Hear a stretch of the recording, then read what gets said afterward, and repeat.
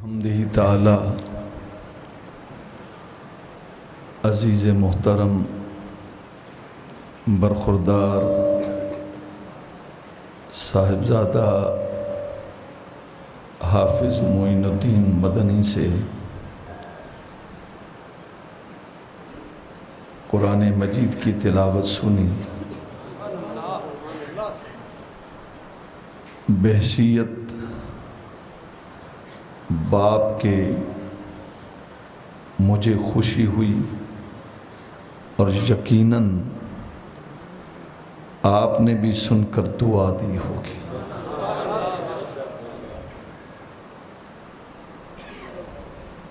مقصد یہ ہے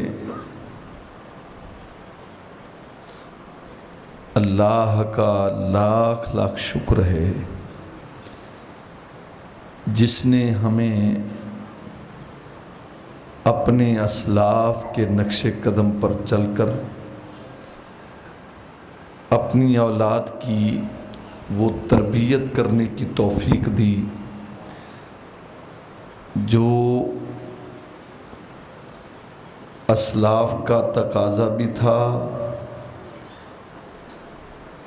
اور مخلوق خدا کی خدمت کے لیے یہ سب کچھ کر رہا ہوں۔ اس دور میں ڈاکٹر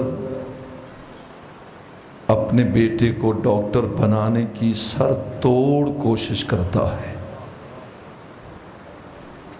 نہ بنے تو اس کا اپنا مقدر۔ انجینئر اپنی اولاد کو انجینئر بنانے میں ہمہ وقت کوشش کرتا ہے، جد و جہد کرتا ہے، نہ بن پائے اس سے بھی بہتر کو فیلڈ مل جائے، مگر کوشش ہوتی ہے لائک فادر لائک سن الولد سر لابیہ۔ باپ چاہتا ہے کہ بیٹا مجھ سے بھی بہتر سے بہتر فیلڈ میں آ کر ایک اچھا مقام پیدا کرے، لیکن یہ منفرد اعزاز مجھے حاصل ہے الحمدللہ کہ میں چاہتا ہوں کہ میری اولاد اسی طرح ممبر پہ بیٹھے جس طرح میرے والد ممبر پہ بیٹھ کر عشق رسول بیان کیا کرتے تھے۔ اور نعت بھی کئی مرتبہ آپ نے اس بچے سے سنی، تلاوت بھی سنی آج، اور تقریر بھی کئی مرتبہ سنی۔ آج دراصل کچھ طبیعت خاصی ناساز تھی، میں نے معذرت چاہی، مگر دوستوں نے کہا قبلہ خان محفوظ الرحمن صاحب نے فرمایا، حکم دیا، میرے بھائی جناب ملک رفیق صاحب نے حکم دیا کہ آپ آ جائیں، اسٹیج پر بیٹھ جائیں۔ اس نیت سے آیا ہوں، نہ جانے کس عاشق رسول کی نظر پڑ جائے اور طبیعت سنور جائے۔ گزشتہ آپ کو یاد ہوگا چند جمعۃ المبارک سے ایک بڑا خوبصورت واقعہ جسے قرآن نے احسن القصص کہا، سورہ یوسف کی ایک ترتیب کے ساتھ اس واقعے کی میں جو بیان اور جو واقعہ اور ایک سلسلہ وار جو سلسلہ یہ واقعہ چل رہا ہے اس کو بیان کرنے کی کوشش کر رہا ہوں۔ آج آپ کو یاد ہوگا میرے والد گرامی رحمت اللہ تعالی علیہ فرماتے ہیں کہ حضرت خواجہ محمد یار رحمت اللہ تعالی علیہ کا دور تھا۔ خواجہ محمد یار رحمۃ اللہ تعالیٰ علیہ جو حضرت خواجہ غلام فرید کوٹ مٹھن والی سرکار کے خلیفہ مجاز تھے،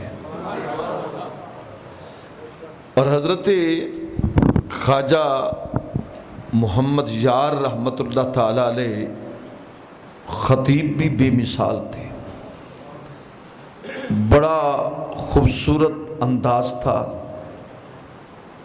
اور یوں ہی فریدی رومال اتفاق سے آج میرے پاس بھی یہ فریدی رومال گلے میں ہوتا، اور یہ کلاه اور یہ زلفیں، تو بڑے واز کیے جمعۃ المبارک پر، اس لیے کہ آپ آفس جاتے ہیں ڈیوٹی دیتے ہیں، فیکٹری میں جاتے ہیں ڈیوٹی دیتے ہیں، کارخانے میں جاتے ہیں ڈیوٹی دیتے ہیں، کسی کے گھر میں جاتے ہیں ڈیوٹی دیتے ہیں، جو ماں باپ نے آپ کے ذمہ کام لگایا محنت کرتے ہیں وہ بھی ڈیوٹی ہے، آپ اسے اس لیے سر انجام دیتے ہیں کہ آپ کے بچوں کا رزق مل جائے، لیکن جو ڈیوٹی میرے والد نے لگائی ہے وہ یہ ہے، آپ چاہتے ہیں کہ بچوں کا رزق مل جائے، اور میں چاہتا ہوں ممبر رسول پر بیٹھ کر ذکر رسول کر کے آپ کی اولاد سنور جائے۔ تو جو ڈیوٹی والد گرامی رحمت اللہ تعالیٰ علیہ نے لگائی، الحمدللہ اس کو کوشش کرتے ہیں آسان طریقے سے سر انجام دیں۔ مجھے شیخ الاسلام ڈاکٹر طاہر القادری کا ایک بڑا خوبصورت جملہ یاد آتا ہے، سنیے اور مزے لیجئے۔ آپ فرماتے ہیں کہ میں تقریر اس لیے نہیں کرتا کہ لوگ مجھے پیسہ دیں، اس لیے نہیں کرتا کہ لوگ واہ واہ کہیں، اس لیے نہیں کرتا خطاب منبر پہ بیٹھ کر، اس لیے نہیں کرتا کہ لوگ خوش ہو جائیں، اس لیے نہیں کرتا کہ زمانہ میری تعریف کرے۔ فرماتے ہیں کہ میں صبح و شام دن رات ہر لمحہ ہر گھڑی، یہ شیخ الاسلام ڈاکٹر محمد طاہر القادری دامت برکاتہم العالیہ، اللہ تعالیٰ ان کی عمر میں برکت عطا فرمائے۔ آپ فرماتے ہیں محض صبح شام دن رات خلوت جلوت ہر لحظہ ہر گھڑی ہر ساتھ اس لیے ذکر کرتا ہوں کہ کل قیامت کے دن جب میدان محشر لگے گا تو سرکار کی صدارت ہوگی، خدا اس محشر کے میدان میں جب اپنے محبوب کے امتیوں کے اعمال کو تولے گا، اور جب میں سامنے آؤں گا بس سرکار مجھے دیکھ کر مسکرا دیں اور کہہ دیں کہ تیرا بیان اچھا لگتا تھا، بس مجھے سرکار کی مسکراہٹ چاہیے۔ اس لیے میں بھی صرف یہی چاہتا ہوں کہ آقا مجھ سے راضی ہو جائے۔ باقی یہ ظاہرداری، یہ لباس، یہ تمکنت، یہ ہاتھوں میں تسبیح، یہ کلاه، یہ تو صرف ایک دکھانے کے چیزیں ہیں۔ کبھی ہاتھ میں تسبیح رکھ لیتا ہوں کہ لوگ کہیں کہ ماشاءاللہ یہ بھی بڑی تسبیح پڑھ لیتا ہوگا، کبھی گلے میں رومال ڈال لیا، نسبت ہے کہ لوگ کہیں اچھا بھئی یہ نسبت والا بھی ہے، کبھی تلاوت کر لیتا ہوں، لوگ کہتے ہیں اچھا بھی، کبھی یہ قرآن بھی پڑھ لیتا ہے۔ یہ تو ساری ظاہری چیزیں ہیں، اصل دل میں جو مقصد ہوتا ہے وہ یہی مقصد رہتا ہے۔ یہ مقصد، یہ تمنا، یہ آرزو، یہ محبت، یہ جذبہ فقط یہی ہے کہ اے اللہ بس عرش پہ تو راضی ہو جائے اور مدینے میں مصطفیٰ راضی ہو جائے۔ تو خواجہ محمد یار رحمت اللہ تعالیٰ علیہ کی بات کر رہا تھا۔ خواجہ محمد یار رحمت اللہ تعالیٰ علیہ فرماتے میں نے بڑے واعظ کیے، یہ بات میرے والد گرامی رحمت اللہ تعالیٰ علیہ مجھے سنایا، کئی مرتبہ انہوں نے سنائی، اور فرماتے ہیں کہ ایک مرتبہ اجتماع میں جمعہ کا دن تھا تو آ کر بیٹھے، یوں چہروں کو دیکھا، کچھ طبیعت ناساز تھی، تو خواجہ محمد یار نے کہا لوگو آج میں تو کچھ چوپ دا واز نہ سنا ماں،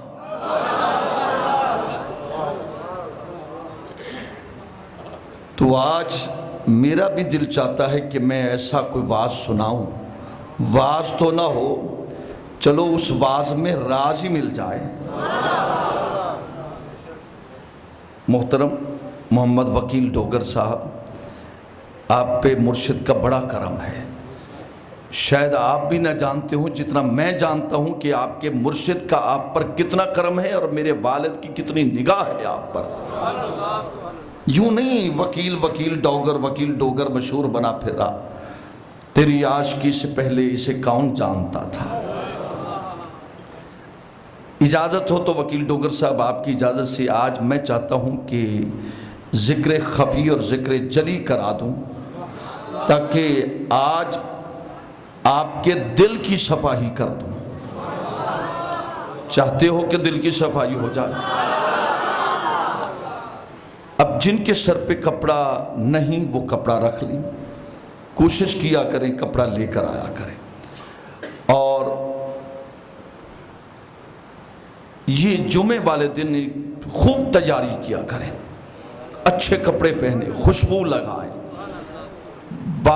غسل کریں، بار بار وضو کریں، چہرہ دھوئیں۔ کیوں؟ کوئی پوچھے میاں آج خیر ہے کیا ہے؟ کہہ دینا کہ آج جمعہ مبارک پر نبی کے عشق کا واعظ سننے جا رہا۔ اس لیے تو جب ذکر ہوگا، جو ذرا بیٹھے نا چوکڑی مار کر، وہ تھوڑا سا اپنے آپ کو ذرا اگر بیٹھ سکیں تو جو اپنے جس انداز سے بیٹھیں ذرا چوکڑی لگا کر بیٹھ جائیں، کوئی مشکل نہیں۔ اگر دو زانوں نہیں بیٹھ سکتے اتحیات والی صورت میں، لیکن یہ ہے کہ جتنا ایک ماحول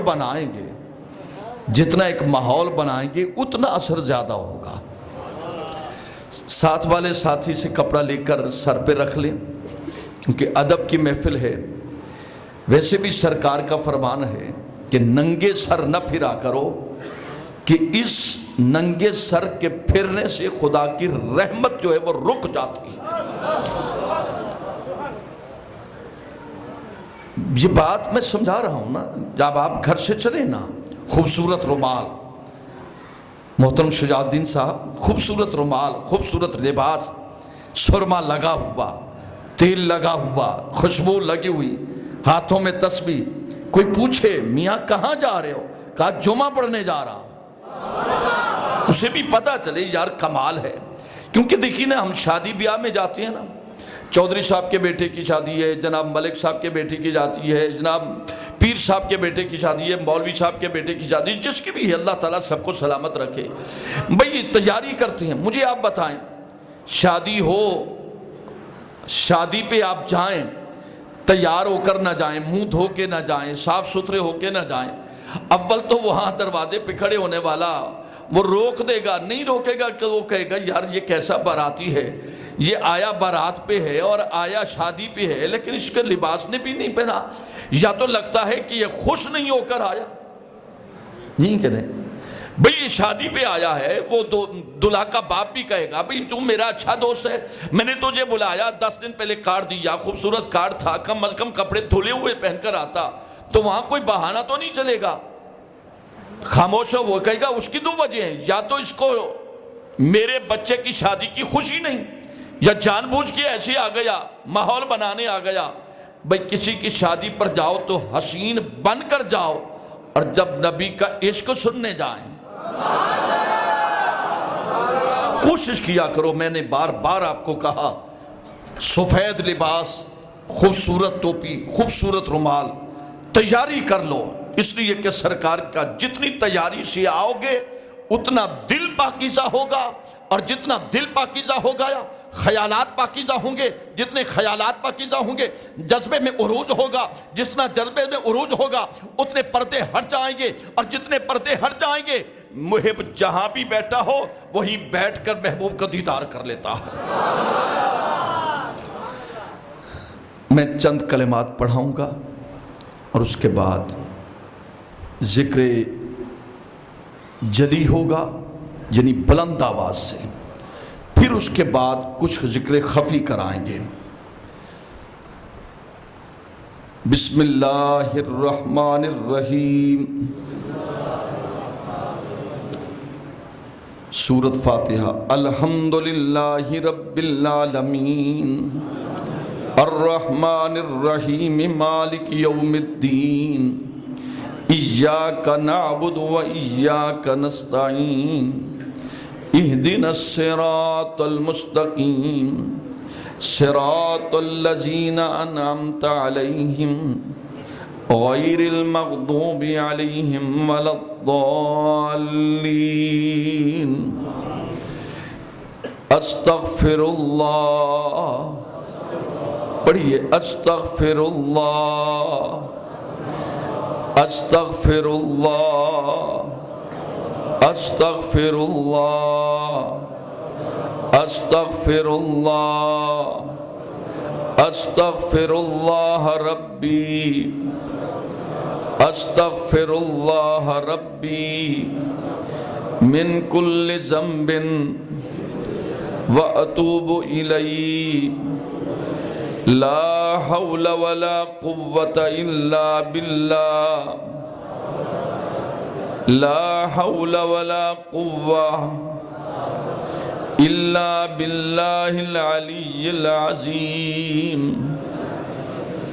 الم نشرح لک صدرک ووضعنا عنک وزرک الذی انقض ظہرک ورفعنا لک ذکرک فإن مع العسر یسرا إن مع العسر یسرا فإذا فرغت فانصب وإلى ربك فارغب۔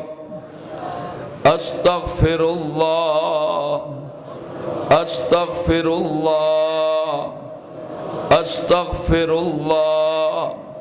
یا اللہ یا رحمان یا رحیم، یا اللہ یا رحمان یا رحیم، یا اللہ یا رحمان یا رحیم، یا ستار یا غفار، یا ستار یا غفار، یا ستار یا غفار، یا رحمان یا رحیم، یا رحمان یا رحیم، یا رحمان یا رحیم، یا حی یا قیوم، یا حی یا قیوم، یا حی یا قیوم،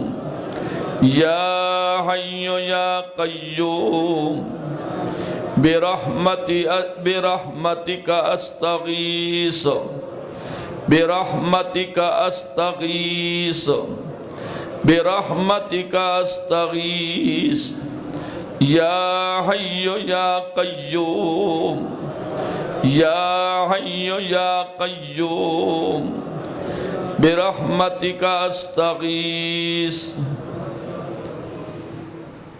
اب گردنوں کو جھکا لیں اور اپنے ان نگاہوں کو اپنے دل کی طرف رکھیں۔ ذکر جلی ہوگا اور بڑے ذوق شوق کے ساتھ اس انداز سے اللہ کا ذکر کریں کہ ہم خود اللہ کو دیکھ رہے ہیں۔